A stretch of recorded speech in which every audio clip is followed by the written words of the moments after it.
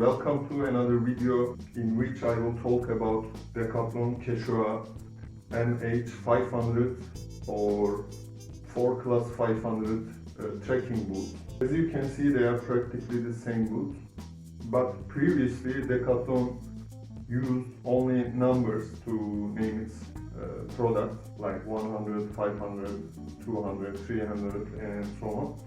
But after some point they have divided the products into two series and named them NH and MH series. The first one stands for nature hike and the second one stands for mountain hike. And as you can imagine, the mountain hike series is a bit more professional. It targets more extreme campers, bushcrafters and so on. And NH series, nature hike series, targets more recreational users. I have bought this pair recently, like a couple of months ago, and I have been using this pair for a very long time, almost for 10 years. They are different generations of the same product. As far as I can see and as far as I can say, the MH series is a considerable improvement over the Forclaz series. In this video I want to talk about the features or the properties of these boots. And before anything, I must tell you that I always wear boots when I'm hiking or bushcrafting or trekking. You know, some people like wearing walking shoes, running shoes or sneakers when they are hiking or camping. I never do that because of protection reasons, or the boots are much more sturdier, and because of all the dirt and mud you will be introduced to. So let's start with Quechua Forclaz 500 series. These are, as you can see, I have taken so much from these boots. I have used them to their limits. As you can see, the soles are getting flat. There are some stitches in the outer layer. This was at some point when I bought it. These were waterproof and they have Nova Dry technology. I don't know if you are familiar with Nova Dry, but let's say it's the Decathlon counterpart of Gore-Tex technology. It's simply a water-resistant layer that can breathe, so your feet can breathe and they will not sweat and they will not smell. The water cannot get in. And in the new generation, it doesn't say Nova Dry in the label, it says waterproof. As far as I know, this is for marketing reasons. Apparently people cannot understand that these shoes are waterproof when you label them as Nova Dry. So they have decided to label them as waterproof. So both of them simply have the Nova Dry technology. Insides are being torn apart because I have been wearing them for so long, but it still holds. The soles have become so thin that at the heel area I can feel the stones and the ground under my feet. Forclaz 500 series have much more leather in its outer layer. So what's the problem with leather, you may ask? And so what if it is leather?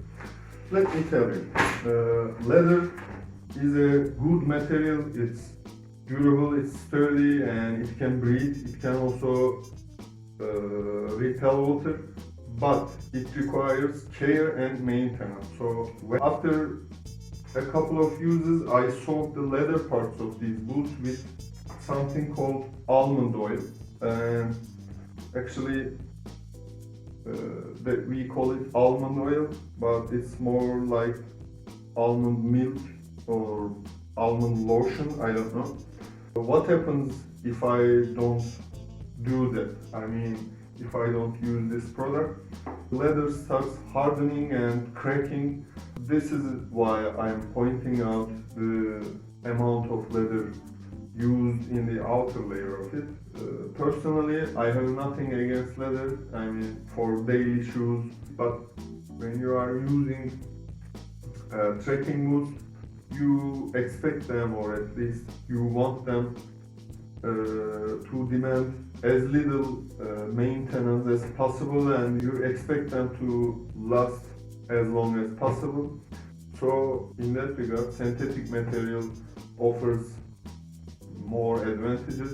The toe area is protected with something synthetic in MH500 models. They have just used 2 layers of leather to protect the toes. To be honest, I haven't experienced any problems in regards of protection. This one has around, as far as I can remember, 60 or 70% of leather in its outer layer, while this one has 30 or 40% of natural leather in its outer layer. The parts where they have used leather is different. In this product, they have used the leather in more prominent parts of the boot that are open or exposed to elements or damage. So as you can see, these are the heel area, and let me show you, and the toe area are all natural leather. In the new model, they have used rubber to protect the toes, and underneath it, the whole material is synthetic.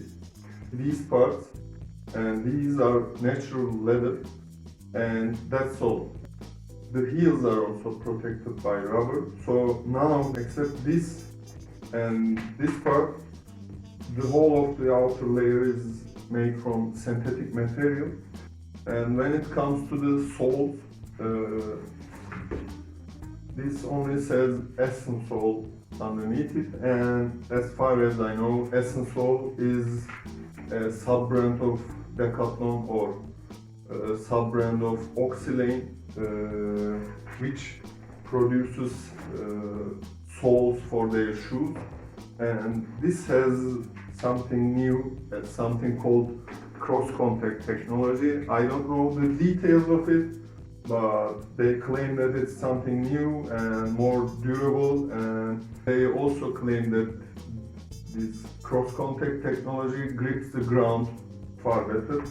And when it comes to smaller details, as you can see in the Forclaz 500 model, they have used all metal parts for holding the thread, but in this one they have used fabric for the loop.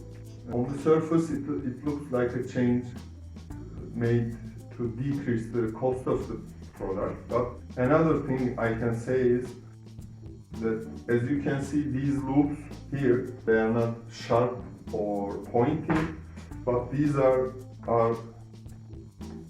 sharp. And to be honest, I have ripped some of my pants when I was wearing this. And if we talk about the comfort of using these shoes, I can say that both are very comfortable. As you can imagine, this pair is not as comfortable as it was at some point, but I remember that I thought to myself that they were as comfortable as sneakers, and I can say the same thing for this new pair too. So to summarize, I like these boots. They offer a great price-performance rating, and most importantly, they are reliable, they are durable, and they are comfortable. I have been using the Forclaz 500 series for 10 years, so they have proven themselves, but we will see if the newer model, MH500 model, will live up to the older one's legacy.